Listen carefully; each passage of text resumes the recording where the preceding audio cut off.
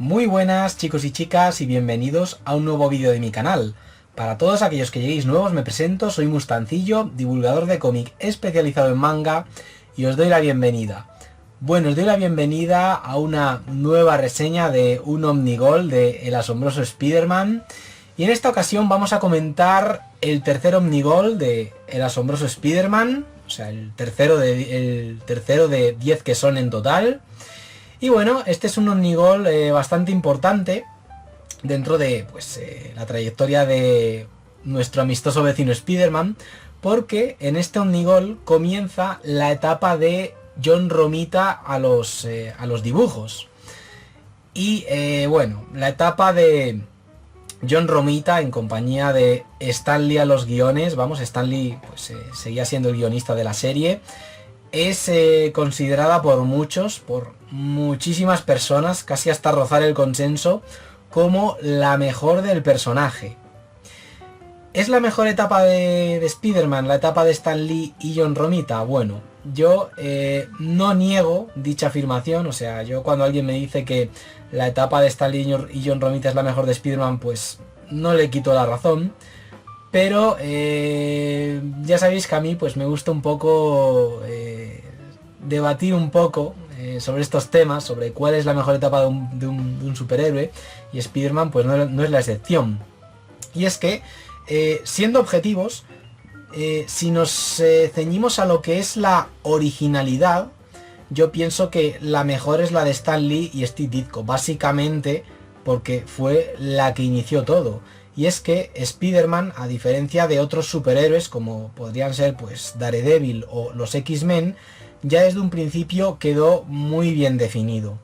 Así que en cuanto a originalidad, yo pienso que la etapa de Stan Lee y Steve Ditko como etapa inaugural del personaje es insuperable.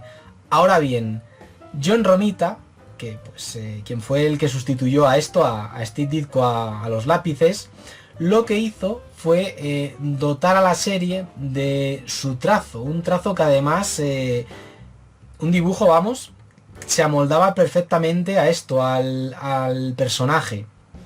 De hecho, su trazo, que podríamos definir como un trazo elegante, incluso glamuroso, dotaba de mayor fluidez a Spider-Man. O sea, cuando veíamos esas viñetas de Spider-Man dibujadas por John Romita, los lectores pues notábamos claramente, si veníamos de la etapa anterior, de la de Steve Ditko, vamos, pues que la serie había ganado mucho más. Y es que, como se comenta en un artículo incluido al final de este tomo, los lápices de Steve Ditko, si bien eran bastante originales, bastante suyos, digamos que hacían que el lector de los años 60 tuviese aún la percepción de que estaba ante una serie más de los años 50 que de los 60.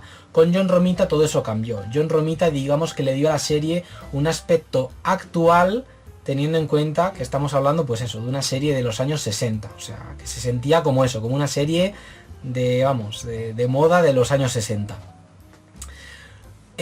Digamos que a mí me gusta hacer una metáfora para explicar un poco mi opinión sobre la etapa de Steve Ditko en relación a la de John Romita. Y es que la etapa de Stan Lee y Steve Ditko sería algo así como un gusano y una crisálida. O sea, tenemos el primer Omnigol de Spider-Man, que es pues que incluye pues los primeros números de Amazing Spider-Man, y eso es como el gusano. O sea, vemos ahí al animal, al gusano, que da sus primeros pasos y tal. Sabemos que se va a convertir en una mariposa, pero bueno, antes va la fase de crisálida, y ahí tenemos, bueno, pues ese segundo Omnigol de El Asombroso Spider-Man, que ya comenté aquí en el canal, obviamente, en el cual, bueno, pues veíamos a un Peter Parker bastante antipático, por así decirlo, y eso, pues como ya comenté en esa reseña, se debía a esto, a la ideología de Steve Ditko, al objetivismo de Ayn Rand, del cual pues este ilustrador se había convertido en un auténtico seguidor, vamos, en un seguidor de lo más ferviente.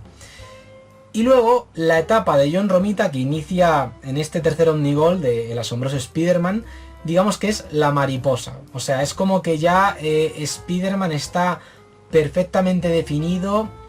Peter Parker vuelve a tener ese carácter que tenía en los primeros números de Amazing Spider-Man, sin haber dejado el proceso de madurez que había pues experimentado a lo largo del segundo Omnigol, en el cual pues veíamos a un Peter Parker sí, más antipático, pero también más maduro, es decir, no tenía tan en cuenta como en el primer Omnigol pues las opiniones de los demás.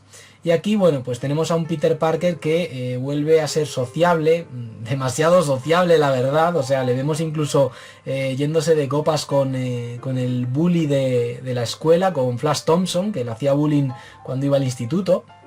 Y aquí, bueno, pues tenemos a un Peter Parker que ha madurado, pero que eso no impide que sea una persona pues sociable, vivaracha y que ante todo es optimista, a pesar de que sea pues el epítome del superhéroe con super problemas. O sea, Jameson le sigue hostigando a través de la prensa. Para terminar de empeorarlo todo, el Duende Verde, aquí en portada, ya lo estáis viendo, descubre la identidad secreta de Spider-Man. Pero eso no impide eso, que Peter Parker pues siga adelante con su vida, que es lo que de verdad a muchos lectores, entre los que yo me incluyo, nos interesa, más allá de las peleas contra el supervillano de turno. Y la verdad es que en esta etapa no solo vemos una evolución en cuanto a Peter Parker y demás personajes secundarios de su entorno, sino también pues una evolución narrativa. O sea, me estoy ciñendo no tanto en el dibujo sino en la narrativa. Vemos que la narrativa es cada vez más fluida, el dibujo como que ya no resulta tan arcaico ni siquiera a ojos del lector actual. De hecho, yo los números incluidos en este Omnigol les tengo bastante cariño porque los leí allá a inicios de la década de los 2000 a través de la colección Spider-Man de John Romita, editada por Forum, vamos, por la extinta Forum. Y es una etapa que me leí incluso antes que la de Steve Ditko. Luego pues la volví a leer después de que Forum editase esos 3 tomos del Spider-Man de Steve Ditko. Y bueno, pues es una etapa que me conozco bastante bien. Esta debe ser como la tercera o la cuarta vez que la releo. Y es una etapa muy memorable. Es una etapa muy memorable y una etapa en la cual pues John Romita vino a esto, a continuar lo que venía haciendo Stan Lee y Steve Ditko en compañía de esto de Stan Lee. O sea, Stan Lee seguía siendo el guionista. Y es una etapa, ya digo, o sea, la mejor del personaje. Yo diría que es todo lo de Spider-Man desde que se creó, desde el número 1 de Amazing Spider-Man hasta el 150, hasta entrados los años 70. Es ahí cuando yo situaría lo mejor del personaje. No quitaría una parte en concreto de esos 150 primeros números de Amazing Spider-Man, pero vamos, que en conjunto me parece lo mejor del personaje. Los 150 primeros números de Amazing Spider-Man. Y claro, la de John Romita pues es un poco como el punto álgido. Yo, en ese sentido, pues bueno, tengo mis discrepancias porque lo que es la parte de la saga del clon, la primera, entiéndase, no la de los años 90, ¿no? Aún queda para llegar a eso. Pienso que también es otro punto álgido de la serie, por eso ya digo, yo pienso que lo mejor es incluir a los 150 primeros números de Amazing Spider-Man como lo mejor del personaje. Ahora otros dirán, no, pero los años 80 también fueron muy buenos. Otros dirán, no, los 2000 con Straczynski y Romita Jr. también estuvieron muy bien. Ya, pero eran etapas que a fin de cuentas no redefinían al personaje, no aportaban nada increíble o espectacular o asombroso, ya puestos a soltar aquí adjetivos. Y por eso digo que los 150 primeros números de Amazing Spider-Man para mí es lo mejor que se ha hecho del personaje. Dejando de lado Ultimate Spider-Man, porque Ultimate Spider-Man sí que me pareció algo verdaderamente original. El crear un nuevo Spider-Man de cero adaptado a esto, a las nuevas audiencias. En vez de esto, de iniciar una nueva etapa con otro equipo artístico, pero con un personaje que ya pues tenía muchos años a sus espaldas. El caso es que John Romita supo darle a la serie pues ese estilo tan elegante a la hora de dibujar personajes, supo darle a la narrativa mayor fluidez, cosa que era de agradecer, teniendo en cuenta que estábamos ante un superhéroe como Spider-Man tan ágil. Y es una etapa, ya digo, continuista respecto a la anterior. De hecho, eso se nota sobre todo en los primeros números de Amazing Spider-Man ilustrados por John Romita, en los cuales pues vemos una distribución de las viñetas, ya lo veremos ahora con más detalle en la segunda parte del vídeo, que es la que de verdad interesa, muy similar a esto, a la de Steve Ditko, de poner ahí en una sola página pues un montón de viñetas. Eso luego pues John Romita fue dejándolo de hacer. Luego ya pues John Romita lo que hacía era meter en una página 4 viñetas y se acabó. Y nada, bueno, pues después de esta introducción vamos a pasar a la parte que nos interesa, que es pues comentar los números de Amazing Spider-Man incluidos en este Omniball, así como algún que otro número no perteneciente a Amazing Spider-Man, sino a pues series relacionadas como los anuales o el primer número de ese magazine titulado Spectacular Spider-Man, que tuvo muy poca vida, solo llegó a los 2 números, y al final de este tomo, bueno, pues se incluye la primera entrega de ese magazine de los años 60 protagonizado por Spider-Man, que bueno, ya lo comentaré ahora más a fondo en esto, en la parte central del vídeo, que es la que nos interesa ver. Así que venga, sin más preámbulo, vamos allá con la parte central del vídeo. Bueno gente, pues comenzamos esta segunda parte del vídeo, la parte central del vídeo, que es la que de verdad interesa, la parte en la cual pues vamos a comentar el interior del tomo y a analizar pues esto, los contenidos que incluye. Vale, el Omnigol pues es exactamente igual en cuanto a distribución que los 2 primeros Omnigol, o sea, a pesar de que tengamos pues una nueva etapa, la edición mantiene pues la misma estructura que los 2 primeros Omnigol, es decir, tenemos el índice, el tomo abre con un artículo en el cual pues se nos da un poco de contexto sobre lo que va a ser esta etapa, una etapa, vamos, me gusta cómo titulan este artículo, titulado Una nueva era sorprendente, y es que, bueno, pues la etapa de John Romita es la que terminó, vamos, de esto de definir al personaje. Y yo creo que eso quedó claro con la metáfora que he hecho antes en la primera parte del vídeo de esto, del gusano, la crisálida y la mariposa. O sea, eso para mí son, pues en resumen, los 3 primeros Omnigol de Spider-Man. Vale, Amazing Spider-Man número 39 USA. Este número, que por cierto tiene una de las mejores portadas, de las portadas más míticas de toda la serie, fue el número que venía a poner punto y final a la etapa de Stan Lee y Steve Ditko en lo que a la parte argumental se refiere. Y bueno, Stan Lee decidió que eso pues iba a ser con la revelación de la identidad secreta de el Duende Verde, este villano que bueno, que se había enfrentado contra Spider-Man en más de una ocasión, pero que bueno, pues seguíamos sabiendo, sin saber quién era. Su identidad secreta era bueno, pues un gran misterio y también pues uno de los principales atractivos de la serie. Y bueno, como comenté en el vídeo anterior, en mi reseña del segundo Omnigol de Spider-Man, uno de los motivos por los cuales pues Steve Ditko terminó dejando la compañía fue por el hecho de que Steve Ditko quería que el Duende Verde fuese un perfecto desconocido para Peter Parker, que vamos, le desenmascarara y Peter Parker pues reaccionara como cuando reaccionó desenmascarando Electro, en plan, este pues un desconocido. Pero Stan Lee quería que fuese alguien conocido, alguien del entorno de Peter Parker. No tenía por qué ser alguien muy cercano a Peter Parker, pero sí, pues por ejemplo, el padre de un compañero de clase de esto, de Peter Parker. Y es que, bueno, después de que el Duende Verde descubra que Spider-Man es Peter Parker a su vez pues descubre que la identidad secreta de su enemigo es la de Norman Osborn, vamos. Norman Osborn, el padre de Harry, el amigo de universidad de Peter Parker. Y bueno, el número 40 de Amazing Spider-Man tiene una portada que a mí también me encanta. O sea, en la primera portada, vamos, en la portada anterior, en la primera de este arco argumental, teníamos a Peter Parker a merced del Duende Verde, y aquí pues tenemos una portada que muestra una situación totalmente opuesta, el Duende Verde derrotado.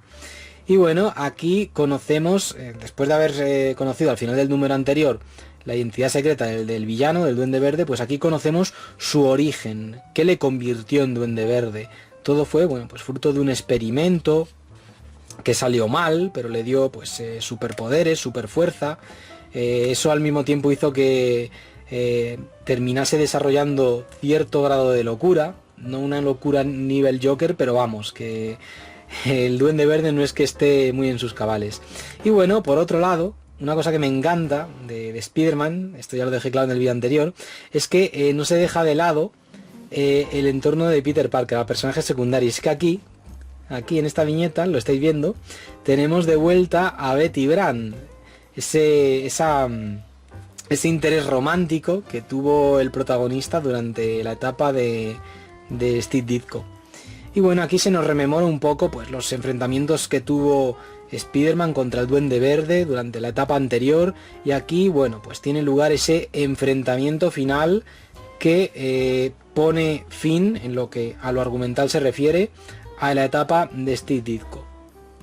Se produce un accidente, el Duende Verde pues pierde la memoria, o mejor dicho, Norman Osborn pierde la memoria, y eso hace que, bueno, que se olvide de la identidad secreta de Spider-Man, y que, bueno, pues Norman Osborn inicie una nueva etapa como buen padre, porque es que durante años descuidó pues el cuidado de su hijo, la atención de su hijo, y eso hizo que Harry pues con los años desarrollase un carácter bastante arisco, y por eso terminó chocando bastante con Peter Parker nada más conocerle.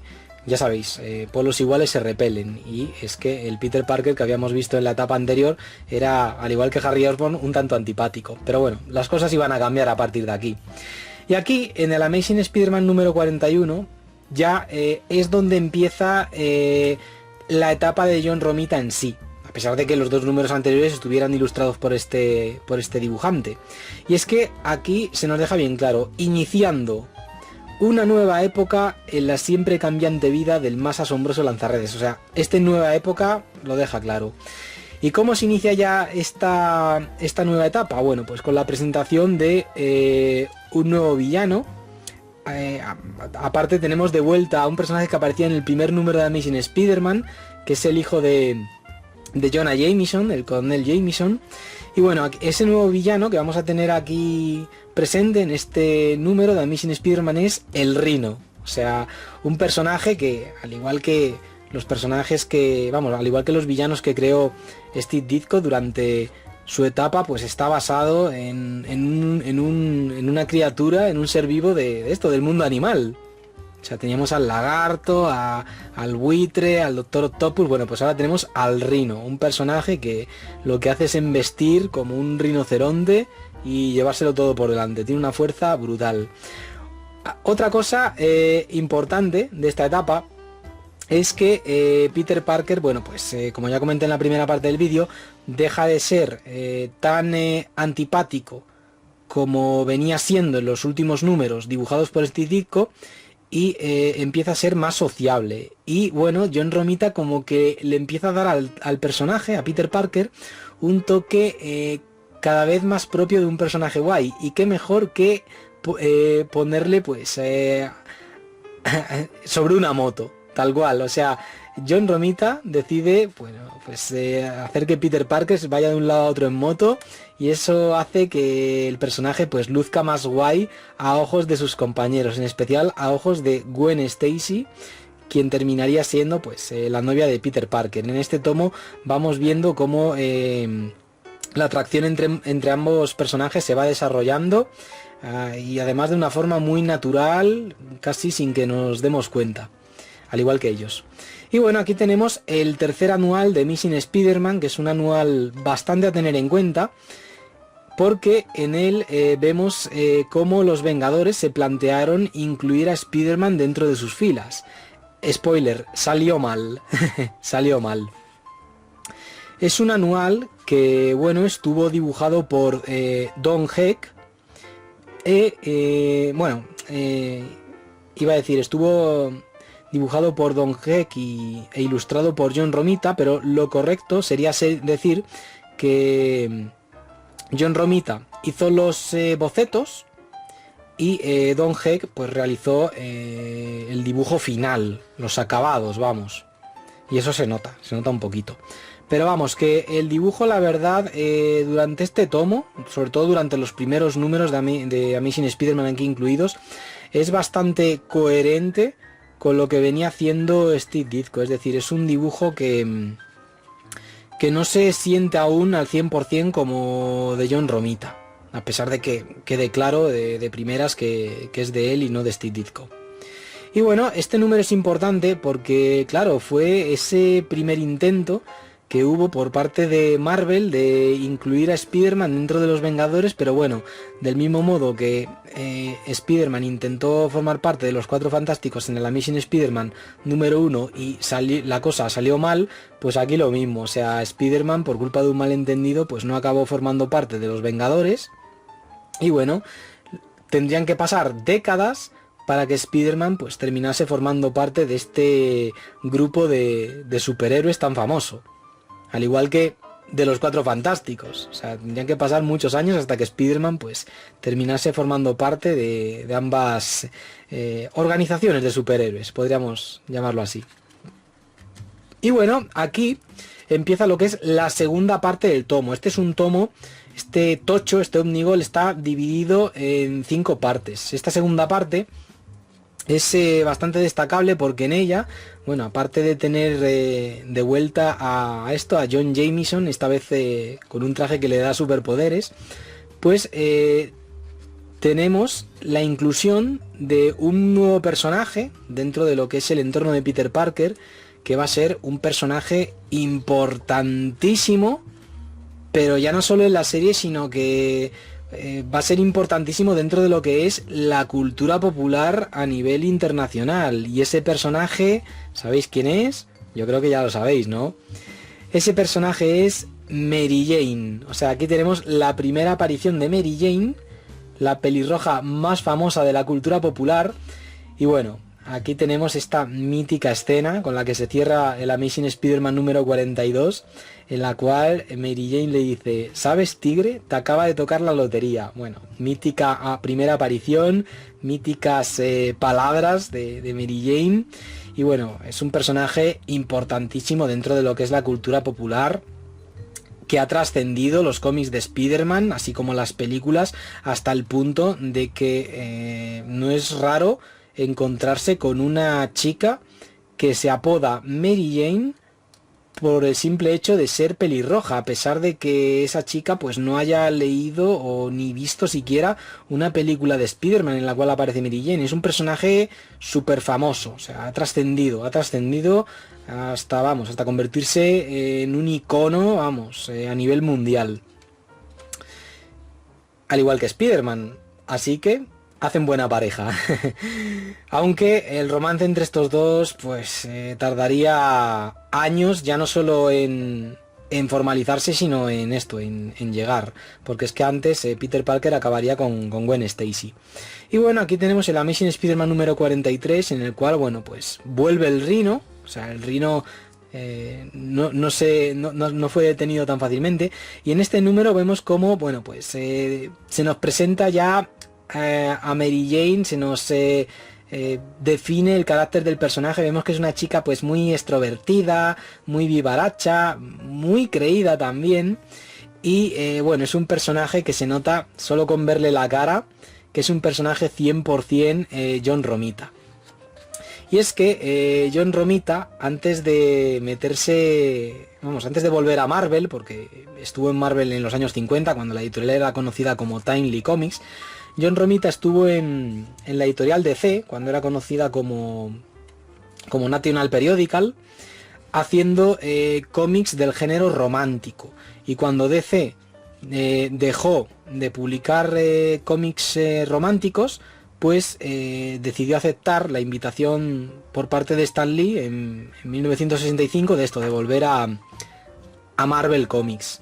Y entonces pues John Romita, después de hacer sus pinitos en el mundo superheroico con Daredevil, ya visteis esos 2 números de Daredevil que fueron incluidos en el anterior Omnigol, en la anterior reseña que hice en el canal, pues fue el dibujante que vino a sustituir a John Romita, porque es que Stan Lee ya veía venir que la relación que tenía con Steve Ditko iba a terminar rápido.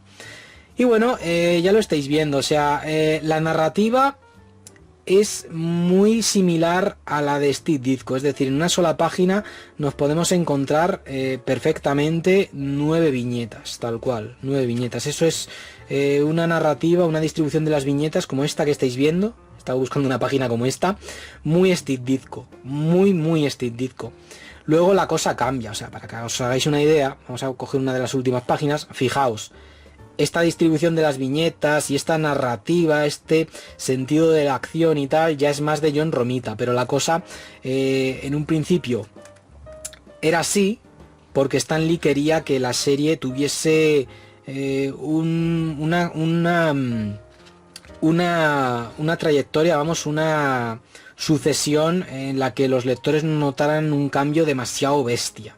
Y eso es de agradecer, sobre todo en personas como yo, que nos gustan que las series pues estén siempre dibujadas por la misma persona, y si se producen cambios pues que se noten, pero no de buenas a primeras, que sea algo progresivo, es que el artista nuevo se adapte al anterior o a los anteriores. Y bueno, en estos números pues ya lo estáis viendo, o sea, tenemos de vuelta a villanos que creó Steve Ditko, como por ejemplo el Lagarto. Tenemos aquí 2 números en los cuales pues Spider-Man vuelve a enfrentarse al Lagarto. En esta ocasión Spider-Man queda vamos, dañado hasta el punto de ir ahí con una especie de escayola o algo, no sé, tiene ahí algo puesto para que el brazo no se le vaya al carajo. Y bueno,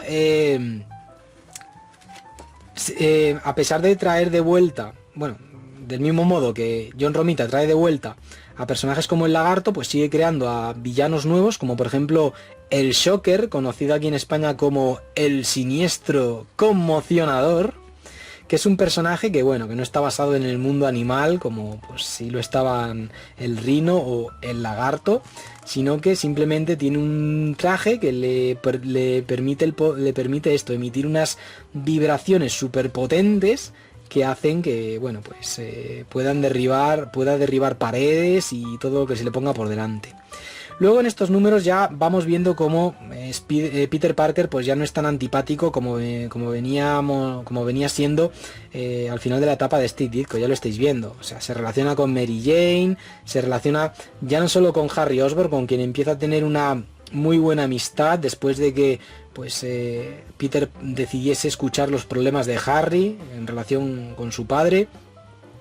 Y luego vemos cómo pues va a fiestas, tal. Vemos, es un cómic que refleja muy bien la etapa de Spider-Man de John Romita, lo que era la juventud de los años 60. Solo hay que ver viñetas como esta, en las cuales pues vemos a Gwen Stacy bailando y tal. La verdad es que estos cómics tú te pones de fondo música de moda entre la juventud de los años 60 y queda que ni pintado.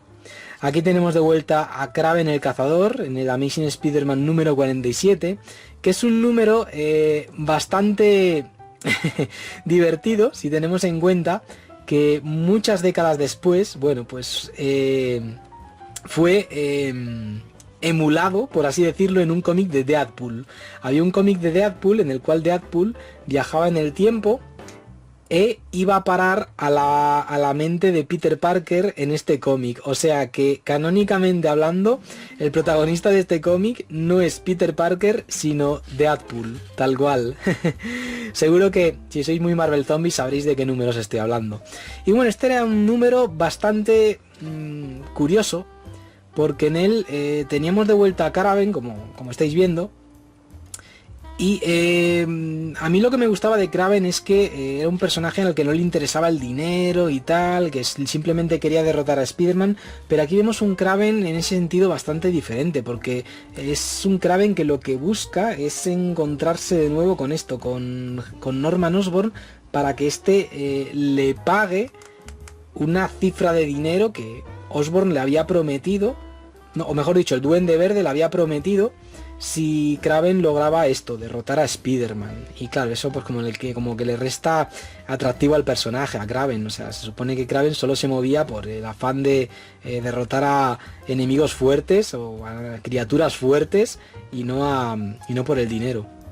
Y bueno, aquí tenemos de vuelta al buitre, otro enemigo clásico de esto, de la etapa de Stan Lee y Steve Ditko, de los primeros enemigos a los que se enfrentó Spider-Man, pero solo para ver que en teoría muere y sus alas son robadas por su compañero de celda, que pasa a ser el nuevo buitre, este señor. La verdad es que a mí este personaje me provoca menos grima que el buitre original.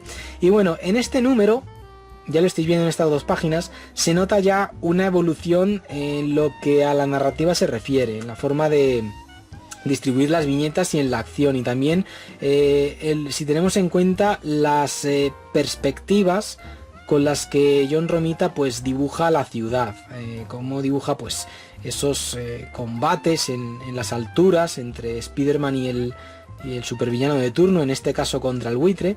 Y vemos cómo, pues eso, dibuja los edificios, planos contrapicados, etcétera. Y aquí, bueno, tenemos un número en el cual, pues, vemos al buitre enfrentándose a Spider-Man en compañía de Kraven.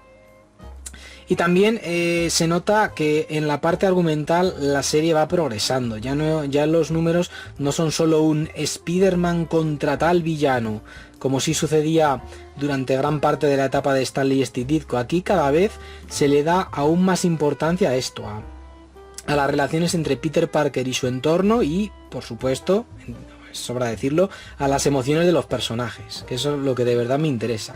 Como dije en mi reseña anterior, uno llega aquí por Spider-Man pero se queda por Peter Parker.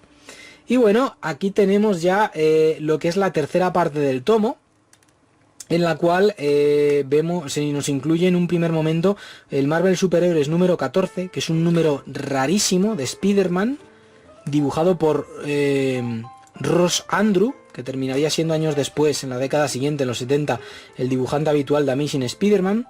Y este número, guionizado pues por Stan Lee, era un número que Stan Lee tenía en la reserva por si acaso John Romita algún día fallaba, algún día pues no entregaba a tiempo el Amazing Spider-Man de ese mes. ¿Qué pasó? Que John Romita pues nunca faltó, siempre estuvo ahí dándolo todo, y este número pues quedó un poco en el cajón, y Stan Lee, para que no quedase como una historia de Spider-Man que nunca sucedió, que nunca terminaría de publicarse, pues decidió publicarla en una cabecera diferente a la de Amazing Spider-Man, pero cronológicamente tiene lugar antes de el Amazing Spider-Man número 50, que es un número mitiquísimo. O sea, tenemos aquí un número mitiquísimo con una de las portadas más inolvidables e impactantes de toda la serie. O sea, esta portada es brutal y este número es un número de aniversario de 50 números de publicación de la serie, espectacular, o mejor dicho, asombroso, que estamos hablando aquí de Amazing Spider-Man. Stan Lee y John Romita, en lugar de hacer un número en el cual pues Spider-Man lo diese todo y quedase aquí como el no a más de los superhéroes, decidieron hacer todo lo contrario. Y es que no olvidemos que estamos ante un cómic de Spider-Man, y Spider-Man en los años 60 pues fue revolucionario por ser muy diferente a lo que venían siendo pues los superhéroes que inundaban el panorama del cómic americano. Y en este cómic lo que hicieron fue una historia en la cual Peter Parker comienza pues a darle vueltas a los contras que conlleva el ser Spider-Man, y se da cuenta de que los contras son mayores que ser Spider-Man, que le provoca más problemas que beneficios. Así que bueno, se deja en un momento de debilidad, se deja avasallar por las palabras de Jameson, que Jameson pues le profesa un odio terrible a Spider-Man y mueve los medios de comunicación en su contra día sí día también. ¿Y qué hace? Pues Peter Parker se cree esas palabras que le lanza la prensa, palabras como amenaza, enemigo público, ególatra, fraude, loco, etc. Y decide dejar de ser Spider-Man, porque dice que el hecho de ser Spider-Man está provocándole problemas a él y a gente de su entorno, como a la tía May. Y él tiene que centrarse más en su tía y en sus estudios que en hacer de superhéroes.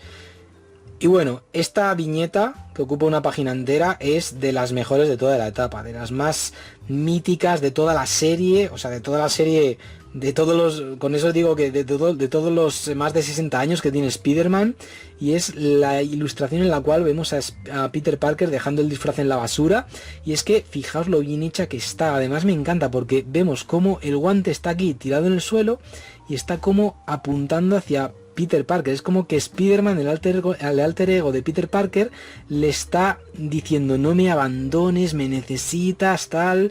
Es que al final están unidos ambos personajes por el destino. Y bueno, eso, el hecho de que Spider-Man haya dejado pues el mundo superheroico, deriva en una crisis criminal, es decir, empiezan a producirse crímenes por todos lados, y es entonces cuando aparece un villano mitiquísimo de Marvel, que es el Kingpin. Este villano, el Kingpin, se nos presenta aquí como un personaje que viene pues a unificar todo el mundo criminal de la ciudad de Nueva York y erigirse como el capo, el cabecilla de todo el crimen de la ciudad. Y bueno, aquí vemos como Peter Parker, pues después de una serie de sucesos, rememora pues la muerte de su tío Ben, y ahí pues le queda claro que por mucho que él quiera, no puede dejar de ser Spider-Man. Esto me hace gracia porque me recuerda a mí con el canal, que yo muchas veces digo, voy a dejar de hacer vídeos. Es que, ¿qué aportan mis vídeos? O sea, si me quedo con mi opinión para mí y ya está. Y es que aparte, sí, me divierte hacer vídeos, pero es que ponerme a ello me da pereza, no sé qué. O sea, estas rayadas que todos tenemos cuando hacemos algo que requiere cierto esfuerzo. Bueno, pues a Peter Parker le pasa lo mismo. Y al final, bueno, pues sigue siendo Spider-Man. Es como su maldición. Bueno, pues yo tengo esa maldición, que es la de hacer vídeos. No puedo dejarlo, aunque a veces quiera. Y aunque a veces lo deje, luego termino volviendo. Pues esto pasa lo mismo en Spider-Man. Y yo siempre que me pasa esto con el canal de YouTube, me acuerdo de este número de Spider-Man. Ya digo que estos números de Spider-Man me los leí de adolescente y me influenciaron mucho en esto, en mi forma de ser. Y bueno, aquí tenemos el Amazing Spider-Man número 51, en el cual Spider-Man pues se va a enfrentar contra el Kingpin, este personaje que de primeras nos parece un personaje que no va a tener nada que hacer contra Spider-Man, pero luego vemos que no es que esté gordo, es que es así de grande porque es puro músculo, tal cual. Y sus manos son, vamos, como un cepo. Si te agarra con sus manos, es como si te cogiera, vamos, un cepo de cazar osos, ¿veis? Y aquí, bueno, pues vemos cómo logra derrotar a Spider-Man y capturarle junto con Jameson, que, bueno, pues por culpa de su periódico, Jameson, pues, se ha enemistado con esto, con el Kingpin. Y esta trilogía, compuesta por 3 números, vamos, de Amazing Spider-Man, está bastante bien porque en ella vemos como al mafioso definitivo.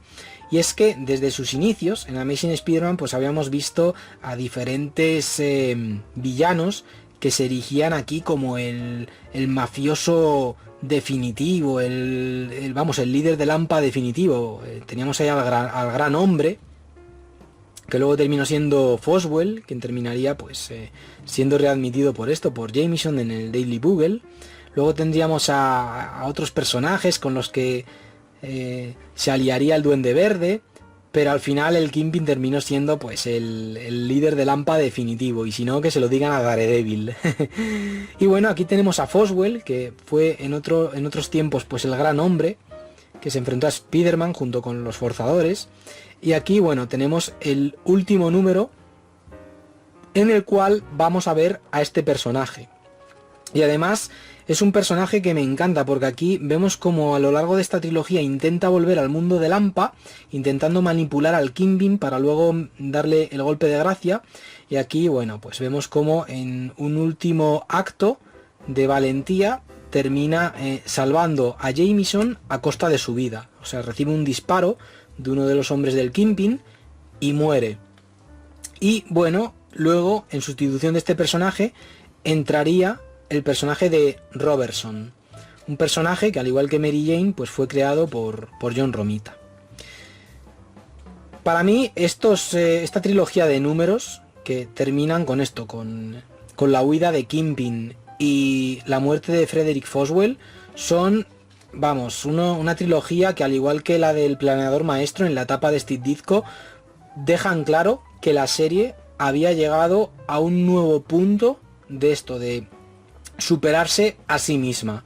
O sea, la serie seguía mejorando y cada cierto tiempo había unos números que nos dejaban claro que la serie pues había alcanzado un nuevo nivel de grandeza. Y bueno, aquí tenemos el cuarto anual de Amazing Spider-Man, que es un anual que, bueno, recuerda a esos primeros números de Amazing Spider-Man, porque en él vemos a Spider-Man enfrentándose y también aliándose de nuevo al otro superhéroe se termina aliando al otro superhéroe adolescente de Marvel, la Antorcha Humana, vamos, de los Cuatro Fantásticos. Y aquí ambos personajes, bueno, pues es un anual que es pura diversión, es entretenimiento sin... Después de esos tres números que fueron pues la presentación del Kingpin, el hecho de que Peter Parker dejase de ser Spider-Man, etcétera, pues tenemos un número que es desenfado total. O sea, es simplemente Spider-Man y la Antorcha Humana enfrentándose a esto, a Misterio y a este personaje que es un enemigo de esto, de la Antorcha Humana. De hecho, este personaje aparecía en los Cuatro Fantásticos y era uno de los miembros de esto, de un grupo que se enfrentaba a los Cuatro Fantásticos. No me acuerdo el nombre. No me acuerdo, soy muy malo para los nombres, disculpad. Y bueno, este anual vino a ser como no solo un número que evocaba pues a esos primeros encuentros entre Spider-Man y la Antorcha Humana, sino más bien un número que era como lo que se vería años después en Marvel, en la colección Marvel Team Up, una colección que empezó siendo pues una colección protagonizada tanto por Spider-Man como por la Antorcha Humana, pero que al poco de comenzar derivó en una serie en la cual Spider-Man pues hacía Team Up, vamos, grupo, con otro u otros superhéroes. Y bueno, después de este número así desenfadado, después de este anual, que además duraba bastante, muchas páginas, pues volvemos a la serie principal con este número, el Amazing Spider-Man número 53, en el cual, como se nos dice en portada, mirad a quién tenemos de vuelta, al Doctor Octopus. Y aquí, bueno, empezaría lo que es la cuarta parte del tomo, una cuarta parte que al igual que las anteriores partes está precedida por un artículo escrito por Raymond Fonseca que nos ayudan pues a ponernos en situación, arroja contexto sobre cómo fueron elaboradas estas historias, etcétera. Y es que el Doctor Octopus, bueno, pues fue uno de los grandes villanos de la etapa de Stan Lee y Steve Ditko, hasta el punto de que, bueno, que mucha gente lo consideró pues el gran villano de Spider-Man después de El Duende Verde. Tal cual, o sea, tenemos al Duende Verde, es la némesis de Spider-Man. De hecho, terminó de erigirse como la gran némesis de Spider-Man al inicio de esta etapa de John Romita. Y luego tenemos al Doctor Octopus, que sería pues el segundo gran enemigo de Spider-Man después del mencionado Duende Verde. Y bueno, tenemos aquí no una trilogía, como la trilogía del Planeador Maestro, en la cual teníamos de villano a este personaje, sino una serie de números que terminarían siendo 5, en los cuales pues Spider-Man se enfrenta al Doctor Octopus y además pierde la memoria. Y bueno, aquí como que John Romita y Stan Lee continuaron desarrollando esa relación que tenía la tía May con el Doctor Octopus. Y es que la tía May considera al Doctor Octopus un caballero, una persona súper educada, súper gentil.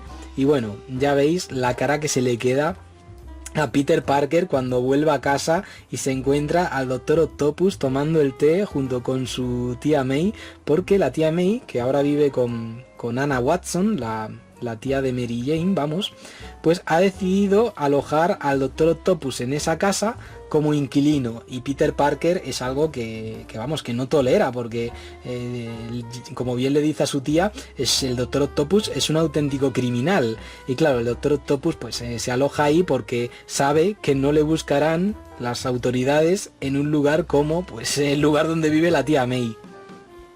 Y estos números son muy buenos, no solo porque en ellos teníamos de vuelta al Doctor Octopus, además ese Doctor Octopus genio criminal, sino también porque en ellos ya vemos cómo el estilo de dibujo de John Romita se termina de afianzar por completo y ya deja de lado ese deseo por parte de Stan Lee de que el dibujante pues tuviese en cuenta lo que había estado haciendo Steve Ditko a los lápices y en la distribución de viñetas. Y aquí ya vemos pues a un John Romita dibujando ya más como él quiere hacerlo. Y bueno, aquí tenemos otra portada mitiquísima, al igual que otras tantas, como la de Amazing Spider-Man número 50. Y este es otra cosa que quería comentar, las portadas de esta etapa. O sea, muchas de ellas, como esta, están consideradas de las más míticas de la serie. De hecho, esta portada en la cual vemos el primer plano del Doctor Octopus ha sido replicada en numerosas ocasiones a lo largo de la historia de Spider-Man. Y bueno, vemos como John Romita, digamos que le da también su toque personal a otros personajes como Gwen Stacy. Si os fijáis, en Gwen Stacy ya no luce pues como lucía en la etapa de Steve Ditko en los primeros números de John Romita. En esos números veíamos una Gwen Stacy que lucía como una femme fatal de una película de cine negro, tal cual. Y aquí, bueno, pues vemos una Gwen Stacy ya con el pelo más suelto, más largo y con un carácter más tierno. Estos números, pues lo dicho, son números que destacan porque en ellos vemos cómo John Romita ya evoluciona por completo. John Romita aprovechó el hecho de que el Doctor Octopus estaba de vuelta para esto, para darlo todo en las escenas de acción, haciendo que Spider-Man se moviese de forma aún más imposible de la que se venía moviendo. No olvidemos que es un personaje que tiene pues los poderes de una araña, así que se tenía que mover como tal. Y lo mismo podemos decir del Doctor Octopus, porque el Doctor Octopus, a pesar de tener estos brazos mecánicos que evocan a un pulpo, también evoca a una araña, es decir, tiene un aspecto arácnido, ¿veis? O sea, es como una araña de la cual pues salen las patas, los tentáculos, vamos. Y por eso muchos le consideran también el segundo gran villano de Spider-Man, porque es el que más se asemeja a una araña por su forma de atacar. Y bueno, en esta serie de historias, pues ya lo he dicho, no solo teníamos de vuelta al Doctor Octopus, sino también pues el inicio de una trama en la cual Spider-Man terminaba perdiendo la memoria. Y esa parte de la trama en la cual Spider-Man perdía la memoria, pues continuaba en números siguientes. O sea, el Doctor Octopus aquí es arrestado. Y aquí tenemos a Cazar. O sea, tenemos en portada al personaje de Cazar, que es un personaje al cual John Romita le tenía cariño, porque era un personaje al cual ya había dibujado en la colección de Daredevil. Y es que John Romita pues volvió a Marvel y además volvió ilustrando Daredevil. Y es ahí cuando Stan Lee le puso a prueba, metiendo a Spider-Man en unos números para ver cómo se desenvolvía con esto, con el arácnido. Y bueno, una cosa importante de estos números en los cuales volvía el Doctor Octopus es que era introducido un nuevo personaje, creado al igual que Mary Jane y otros tantos por John Romita, que es el padre de Gwen Stacy, el coronel Stacy, que es un personaje que, bueno, en posteriores números terminaría convirtiéndose en algo así como un padre para Peter Parker, o sea, tal cual. El coronel Stacy es un personaje que a mí me encanta. El diseño de personaje por parte de John Romita está muy logrado. Logra transmitir ese aire de policía retirado, pero curtido en 1000 batallas. Y bueno, aquí pues tenemos una historia en la cual Spider-Man se enfrenta contra Cazar, porque Cazar ha sido contratado por Jameson. Luego Jameson vuelve a ponerse a los mandos de un matarañas de un Spider Slayer del Dr. Smythe.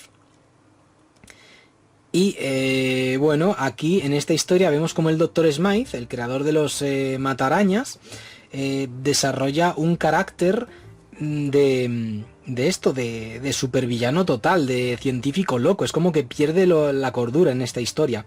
Aquí tenemos a Robertson, el señor Robertson, vamos, que es un personaje que, al igual que el coronel Stacy, tiene un diseño muy parecido, porque tiene ese toque de tipo duro que ha sufrido, pero que no ha perdido, pues no ha dejado de lado nunca sus principios. Y bueno, aquí, pues después de este número de Amazing Spider-Man, en el cual vemos como un nuevo matarañas es derrotado, pues entraríamos en la última parte del tomo, en la cual se incluye este magazine que mencionaba al final de la primera parte del vídeo, que es el número 1 de Spectacular Spider-Man. Esto en un principio iba a ser la segunda serie de Spider-Man, en formato magazine, pero por problemas entre Stan Lee y el propietario de la compañía, Martin Goodman, pues la serie, que como ya estáis viendo se editó en blanco y negro con una gran variedad de grises, pues no tuvo mucho recorrido. Solo se editaron 2 números.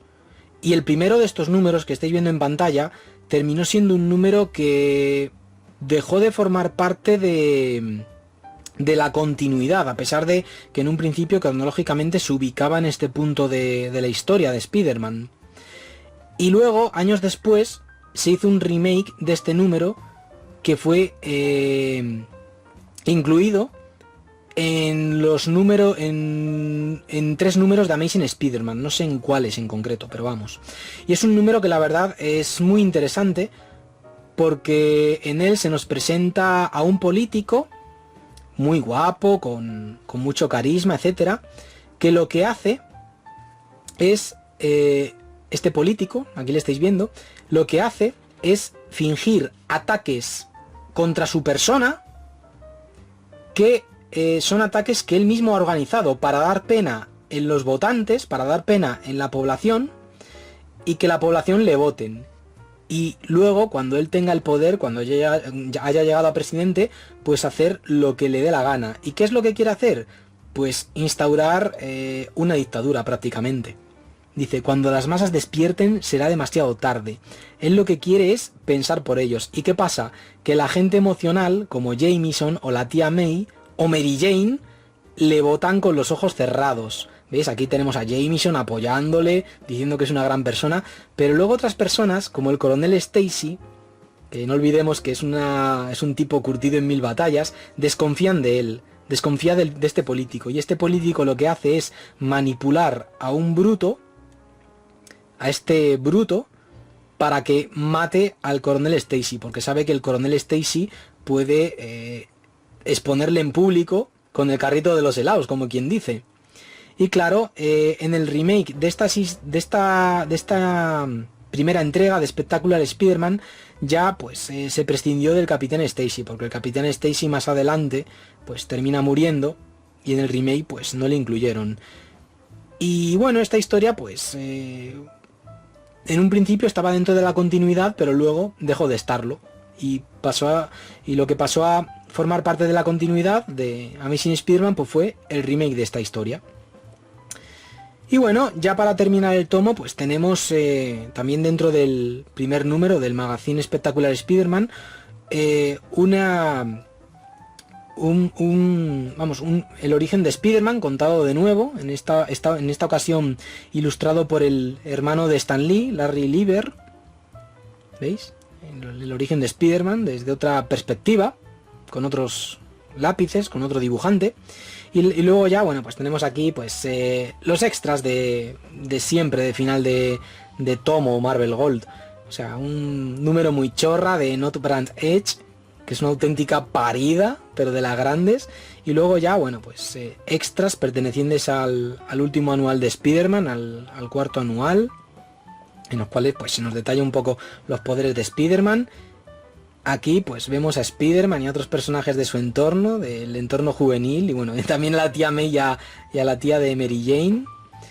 Y ya lo estáis viendo, o sea, esta etapa es muy de los años 60, por cómo los personajes visten, tal, por diversas escenas, como esas escenas en las cuales veíamos a Mary Jane y a Gwen Stacy bailando, o el hecho de que Flash Thompson fuese reclutado a filas para participar en la guerra de Vietnam. Y eso es una etapa muy buena en la cual veíamos a Peter Parker evolucionando, creando amistades, como la amistad que terminaría desarrollando con Harry Osborn, hasta el punto de que ambos compartirían el mismo piso. O sea, es como que Peter Parker continuaba madurando, abandonaba el nido, es decir, la casa de tía May, y se iba a vivir, pues eso, con un compañero de universidad. Y bueno, aquí pues un artículo en el cual pues se nos habla un poco de esto, de la carrera de John Romita, de cómo hizo pues de ilustrador, de cómics románticos antes de volver a Marvel. Aquí pues bocetos de los personajes que creó, como el coronel Stacy o Mary Jane. Aquí por ejemplo vemos el primer boceto de Mary Jane que hizo este personaje, ¿veis? Y aquí vemos una ilustración de Mary Jane, igual que la presentación del personaje, pero hecha 30 años después, en 1992. Vamos, 30 años después de la creación de Spider-Man, entiéndase. Y bueno, aquí una ilustración bastante interesante porque vemos la portada de la Amazing Spider-Man 39 hecha por John Romita, y luego aquí una portada alternativa hecha por el hijo de John Romita, John Romita Jr., que al igual que el padre pues terminaría siendo uno de los grandes dibujantes de esto, de Amazing Spider-Man. Y nada, eso ha sido pues este análisis de contenidos, vamos, del tercer Omnigol de El asombroso Spider-Man, que es pues el primero de esto, de la etapa de John Romita. De hecho, en su momento salió a la venta primero este Omnigol y luego llegaron los de Steve Ditko, porque los de Steve Ditko a día de hoy son bastante duros, son muy duros, se hacen bastante densos para el lector actual. Ya a mí me los resultaban un poco en la década de los 2000, pues no me quiero ni imaginar a los chavales de hoy en día cómo les resultarán esos cómics.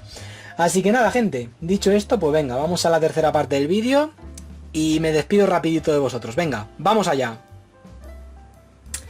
Bueno, gente, pues esa ha sido mi reseña y análisis de esto, de los contenidos de el tercer Omnigol de El asombroso Spider-Man, primero de la mítica etapa de Stan Lee y John Romita. De hecho, se nos pone aquí en portada que es ahí donde se inicia esta etapa, vamos, gloriosa del personaje, y es que no es para menos. Ya lo habéis visto, o sea, en esta etapa tenemos, presenciamos algunos de los mejores momentos de la historia del personaje, o sea, el Duende Verde averiguando la identidad secreta de Spider-Man, eso fue algo, vamos, increíble, ya no solo dentro de la serie, sino también dentro de todo el panorama superheroico, porque era la primera vez en la historia de un superhéroe que el villano descubría su identidad secreta, con todo lo que eso conllevaba, tal cual. Y claro, ese número pues tuvo a los lectores de la época en vilo de un mes a otro, en plan, ¿y ahora qué va a pasar? Y aún así, a pesar de que Norman Osborn perdiese la memoria, los lectores seguíamos con la idea de que, claro, cualquier día Norman Osborn podía recuperar la memoria, del mismo modo que Spider-Man la recuperaba al final de este Omnigol. Y bueno, también tenemos pues la primera aparición de esto de Mary Jane, esa viñeta en la cual Mary Jane se presenta ante Peter Parker, es súper mítica, vamos, para enmarcar totalmente. Y lo mismo se podría decir de esa viñeta que ocupa una página entera en la cual pues Peter Parker tira el traje de Spider-Man a la basura, o sea, para enmarcar, al igual que la portada de ese número. O sea, la trilogía de números en los cuales se nos presenta el Kingpin, vamos, o sea, yo creo que esos tres números de Amazing Spider-Man lo que hicieron fue dejar claro que la serie pues había llegado a nuevas cotas de esto, de calidad, o sea, a un nuevo nivel de esto, de calidad, de epicidad, de drama. Y lo mismo se puede decir de el regreso del Doctor Octopus. O sea, yo pienso que el Doctor Octopus, al menos durante lo que son los 100 primeros números de Amazing Spider-Man, era un buen medidor de cómo la serie iba mejorando. O sea, solo hay que ver cada enfrentamiento entre este supervillano, el Doctor Octopus y Spider-Man. El primer enfrentamiento era de lo más típico, es decir, Spider-Man contra el Doctor Octopus sin más. Luego en el segundo teníamos por primera vez un número que tenía continuación en el número anterior y en el cual se hacía más hincapié en cómo las batallas entre Spider-Man y un supervillano pues afectaban a gente del entorno de Peter, en este caso pues a Betty Brant. Luego, dejando de lado el anual en el cual el Doctor Octopus se aliaba con otros villanos, pues teníamos la saga de esto del planeador maestro, que es pues de los mejores momentos de la etapa de Steve Ditko. Y aquí, bueno, pues teníamos de vuelta otra vez al Doctor Octopus, pero con John Romita a los lápices, ofreciéndonos pues unos combates más dinámicos, un uso de la perspectiva que iba más allá de lo que este artista pues nos había ido ofreciendo en los primeros números que había ilustrado dentro de Amazing Spider-Man. Y al final, pues bueno, no me extraña que mucha gente considere la etapa de John Romita como la mejor etapa de Spider-Man. Pero yo ya digo, prefiero englobarla dentro de eso, de los 150 primeros números de Amazing Spider-Man como los mejores de Spider-Man. O sea, yo pienso que es una gran etapa. No le quito la razón a los que dicen que es la mejor de Spider-Man, pero considero pues que forma parte de un todo junto con esto, junto con la etapa anterior, la de Steve Ditko, y las que estarían por venir. Etapas que, bueno, seguiré comentando en próximos vídeos del canal. Y bueno, pues yo espero que estéis aquí escuchándome o viendo los vídeos, vamos, lo que os resulte más cómodo. Y nada, ya, pues llegados a este punto, pues dejo el Omnigol aquí a un lado. Este es bastante tocho, todo se ha dicho, hay algunos que son más tochos que otros. Y ya, bueno, pues me despido de vosotros y nos vemos, pues eso, en próximas reseñas de nuestro amistoso vecino arácnido, de nuestro amistoso vecino Spider-Man, mejor dicho. Así que nada, gente, me despido ya, ¿vale? Venga, cuidaos mucho. Un saludo y que os vaya muy bien.